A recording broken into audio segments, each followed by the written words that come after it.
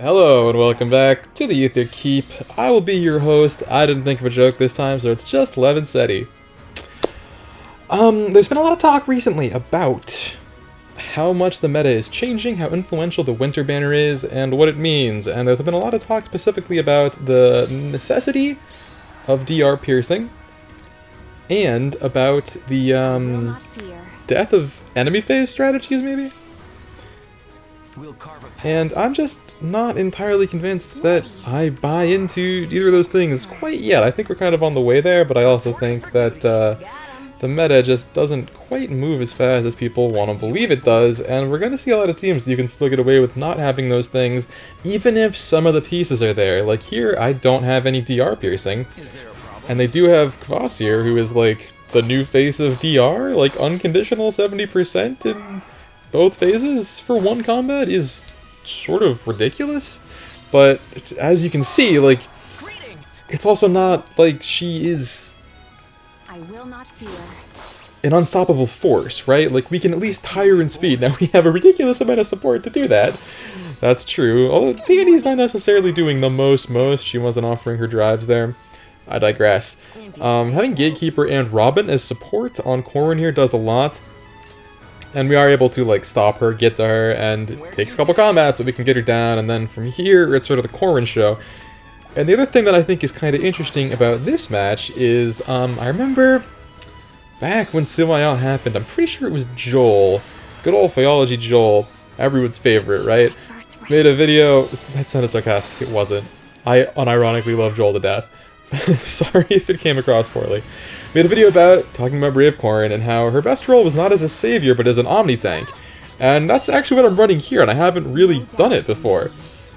And I think it works really well, because she has so many of her features are also so good for, like, melee matchups. And the fact that she has that save makes positioning, like, easier than most other omni-tanks. You know, if I was using Brave Dimitri for this, first of all, I think he might not have made it out alive. Unfortunate. But also, I think that things could slip through, or I couldn't position my supports as close to him, right? But here, Corin can get away with that because she's just built different. Literally, she's built out of armor. And I think that's pretty cool. The other thing here is just that, again, another thing that people are, you know, with the new ruses, the new ploys, it's like, Catry is done, Robin's done, Grand Strategy's done, Bonus Doubler's done, and it's still just things that they're not omnipresent, they're not everywhere you think they might be, so I think we can still get away with this. And the last thing I want to talk about with this, this here Corin, is that I think this is actually a unit that might have some longevity to her. Now, I kind of want to see at least, like, the New Year's banner before I commit to anything. I'm not saying to spend your resources, but I'm saying I can think of at least 2 new builds for her that might be really strong because of the new special fighter seal. I think, first of all, I think the winter units, I had a really hard time clearing, like, the story maps and chain challenges with them. I hope I'm not the only one who found that difficult, because it is really, like, a ridiculous power spike that this banner represents. We need to be ready for it. But the way I got through it was Legendary Alencia and Hardy Fighter, which kind of let me pick how and when to player phase or enemy phase, and made sure that my enemy phasers could take that hit. So I think that Corin with Hardy Fighter is a potential option. I'm not sure if I like it, because Counter Roar actually does a tremendous amount of work. Like, even in this map, I didn't mention it, but she's forecasting zeros into Legendary Julia and routinely does like 20 plus just off Counter Roar damage, which is crazy. But the other map that I like even more is, I think, Special Spiral 4 with Special Fighter could be really good, because now she has that guard to get a little extra defense, or a little extra survivability on Brave Corin, and she gets guaranteed armored flow with piercing to get through stuff like Kvasir. So that is one that I'm really tempted by, and I still have several Ophelias sitting around that just might, you know, I don't have enough attack speed finish 3 to use all of them fully, so maybe we just pop a little special fighter on the girl here. So that's the first match. Got another one. Here it is for you. especially for you, just you, the one watching right now. This is all for you. Here it is. So this one I started recording late because I didn't actually think I'd win, but so you'll see here we're running a double save team, but I think it's a little bit less cut and dry than you might think. So I saw Seliph, and I think Seliph is actually like the hardest thing here for Corin to deal with, right? So thankfully I have someone else who can start to draw out that hit, take that damage, and reduce 56 down to effectively nothing, because like I'm saying, Hardy Fighter is huge. Even if he had no quarter, Hardy Fighter would pretty much neutralize its effects.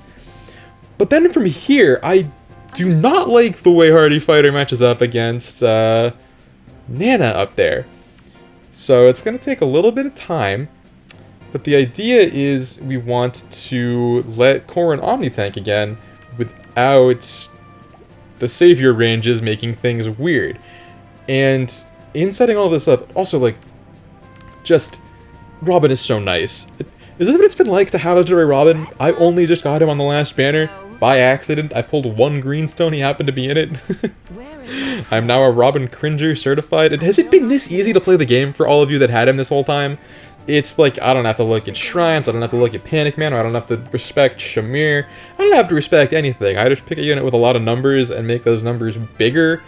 I'm not even thinking about my team composition. Like you could see, Robin is not getting the defense buff she might have wanted. That might make things a little easier to deal with, like Nana or whatever.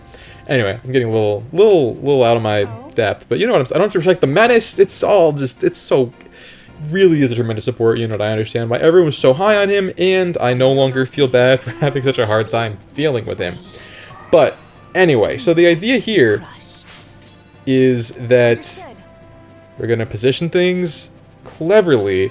And what I really like about this team is that even though it's technically a double save team, we're using Corin to omni-tank here, but with the brilliant play of having Robin as... Sorry, having rearmed Grima as insurance. Because now, even if there's some shenanigans with some warps and whatever, and note, I don't think there are because there's no dancer, I don't seem to be any warp skills, but you know, sometimes we miss these things. It happens to all of us and not just me, and it's acceptable, and you can sleep at night even if it happens, no matter how embarrassing you find it. But even if someone were to slip by, we have that layer of insurance, so Peony is not just gonna take a little knife to her gentle croissant-bearing face. No doubt remains. What was I saying? Anyway, Corin is a good unit, and the extra insurance was not necessary here, but if, you know, there'd been like Guidance 4 on someone, and you can no longer predict where everyone's gonna move, I really like that. So it's kind of, just figuring out how to use these older units in new ways. And I'm late dropping this nugget. I'm sorry, it's been a long time since I recorded an offense video, so bear with me, but this is actually a subscribers only match. I should have said it at the beginning, that if you made it this far and aren't subscribed, I highly recommend you just press the button so that men in suits don't show up at your door tomorrow. I thought it was red ink when I signed the contract. I didn't realize what I was really doing. Just please press the button, it's better for everyone. Okay, so this match is pretty much over. Again, there's not a lot of unpredictability, and I'm not really too inclined to senselessly take up your time. So we got a good position, we can take out Medeus and Camilla this turn, and then you can see we have several ranged flyers who can cover the map however they want and get the pots. There's no more to talk about than that. Anyone could do it. This is not a heroic pot map, of which there have been a few, but this isn't one. So I will let you get going. I hope you enjoyed my little thought experiment and reluctance to let go of my saviors.